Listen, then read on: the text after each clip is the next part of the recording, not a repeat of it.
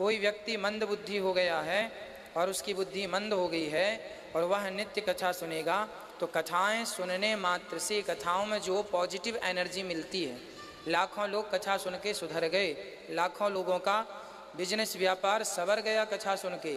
आप कथा सुनेंगे, इसीलिए हम कथा में सब प्रकार का ज्ञान आपको देते हैं।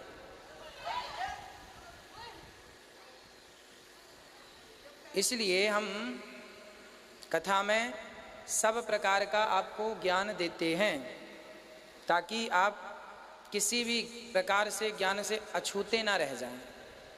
कैसे बिजनेस करना चाहिए, कैसे सफल बनना चाहिए, कैसे अपनी रक्षा करनी चाहिए। हमारी सामान्य गृहस्थ जीवन में जितने सब्जेक्ट होते हैं, जन्म से मृत्यु तक कोशिश हमारी यही रहती है कि हम हर सब्जेक्ट में चर्चा करें, और करते भी हैं। शायद आपकी ज़िंदगी से जुड़ा ऐसा कोई सब्जेक्ट ना हो जिस पर हम चर्चा ना करते हों। आपको सवेरे उठने से लेकर सोने तक परिवार में, गृहस्थी में, पत्नी में, पति में, पुत्र में, परिवार में कैसा व्यवहार हो, कैसा प्रेम हो, कैसे नहाना है, कैसे पूजा करना है, कब उठना है, कब सोना है, इन सब बातों पर हम डिस्कस करते हैं आपसे कथा के माध्यम से। और वह एक तथ्य के साथ, प्रमाण के साथ, साइंटिफिक रीज़न के साथ। हम तो कथा सुनाते हैं और पूरी धर्म की बात ही करते हैं। बहुत सारे युवा सुन कर के धर्म को जान गए हैं, समझ गए हैं।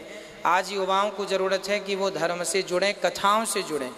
कथा से जुड़ेंगे तो धर्म से जुड़ेंगे, कथा से नहीं जुड़ेंगे तो धर्म से नहीं जुड़ेंगे। आज के 30 साल पहले बिहारी जी के मंदिर में इतनी भीड़ नहीं होती थी।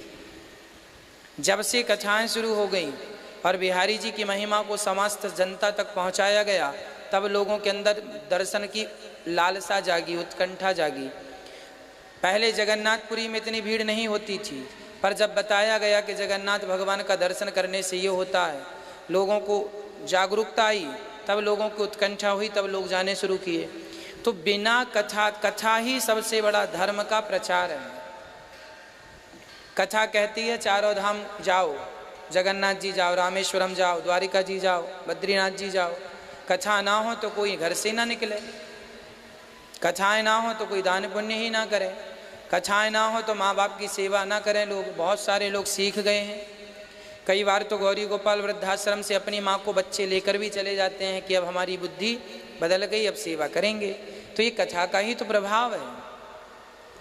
आप गलत काम करने से बचते हैं, ये किसका प्रभाव है? कथा का। आप कथा सुनते हैं, आपको नॉलेज है, ज्ञान है, तो आप गलत काम करने से बचेंगे।